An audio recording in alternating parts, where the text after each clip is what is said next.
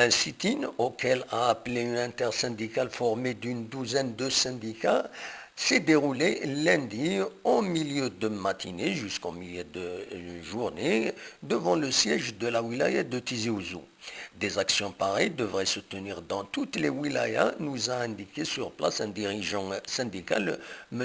Habib Marzouk, et cela conformément au communiqué numéro 7 du 7 novembre. Il s'agit d'une action parmi d'autres décidée à cette occasion, à cette date du 5 novembre, par l'intersyndicale, dont des grèves de 3 jours, les 21, 22 et 23 novembre, et les 27, 28 et 29 novembre. L'intersyndicale revendique le maintien de la retraite anticipée et sans condition d'âge, la participation des syndicats autonomes dans l'élaboration du nouveau code du travail et la préservation du pouvoir d'achat des travailleurs. Nous avons interrogé M. Habib Marzouk lors de ce sit-in à propos de toutes les actions décidées et menées ou qui seront menées. Écoutons-le. Donc, quelles sont vos revendications aujourd'hui, à l'heure actuelle? Le Cité-Nagui s'inscrit dans la lutte d'intersyndicale qui porte sur 3 points. Le premier point, c'est le nouveau code du travail. Deuxième point, c'est la retraite, le nouveau système de retraite que le gouvernement veut mettre en place. Et le troisième point, c'est la vie chère. Voilà, la vie chère, voilà.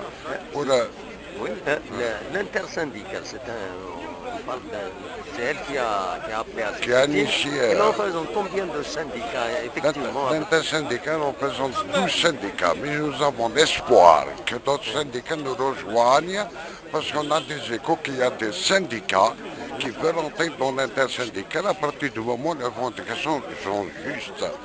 Voilà. Pour ce qui est de la retraite anticipée, nous connaissons aussi dans sa mouture, dans sa nouvelle mouture, et on considère que la question de retraite n'est pas en difficulté financière dans la mesure où des sommes colossales ont été extraites de ces caisses pour être versées dans les caisses d'autres organismes. Deuxièmement, nous nous étonnons que le gouvernement continue encore à faire la sourde oreille devant le marché informel qui emploie des milliers de travailleurs qui ne payent pas leurs cotisations, alors que tout ça peut renflouer les caisses nationales de retraite. Troisièmement, il est étonnant que des milliers de travailleurs qui sont sortis en retraite ou qui demandent à sortir en retraite, du moins en août 2017, comment ce gouvernement va faire pour les payer alors qu'il nous dit que la caisse nationale de retraite est en grande difficulté financière. Voilà. Donc, est-ce que pour le moment, vous avez des contacts avec les représentants du gouvernement, que ce soit dans les wilayas ou bien au niveau national? Non, pour ce qui est des contacts, nous avons demandé l'ouverture d'un dialogue constructif qui puisse aplanir tous ces problèmes. Pour l'instant, on n'a pas eu d'écho parce que le dialogue ne se limite pas à des arguments présentés par le gouvernement. Nous, on peut des dialogues parce qu'on a des solutions à formuler dans un cadre officiel qui avance. Parce qu'avant tout, nous aimons cette Algérie. Et nous voulons une Algérie qui sème la joie, le bonheur. Une Algérie qui donne du crédit à son travailleur. Pas une Algérie qui punit son travailleur.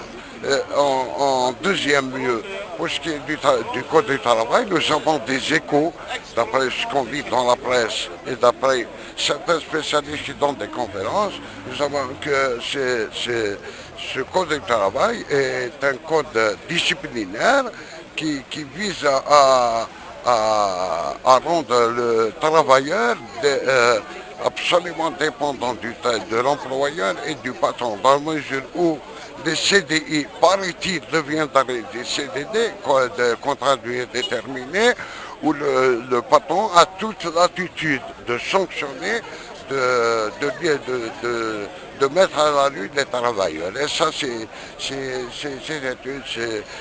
des choses qu'on ne peut accepter. Et tout ça va entraîner automatiquement avec la privatisation, ce qui est en train de s'établir peu à peu, a entraîné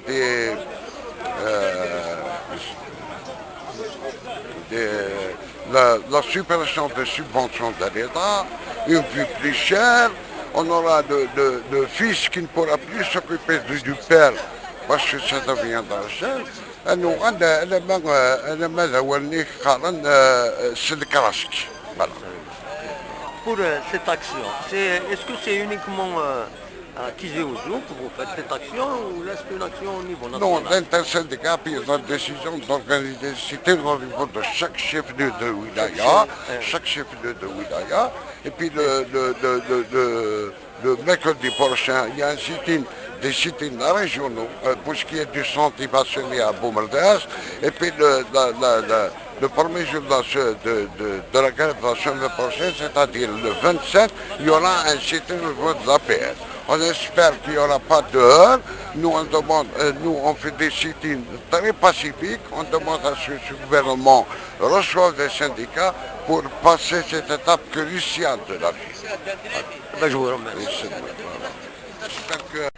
Un communiqué commun diffusé à cette occasion affirme que la classe travailleuse est déterminée à poursuivre son combat pour la satisfaction de ses revendications dans le respect des voies légales. Parmi les signataires de ce communiqué, relevons ces noms, le SNPSP, le CNAPEST, l'UNPEF, le SNAPEST, le SATEF, le syndicat SNTE, le CELA, le SAFAP, le SNAPEP, le SNTFP, le SNVFAP, le SNATEX.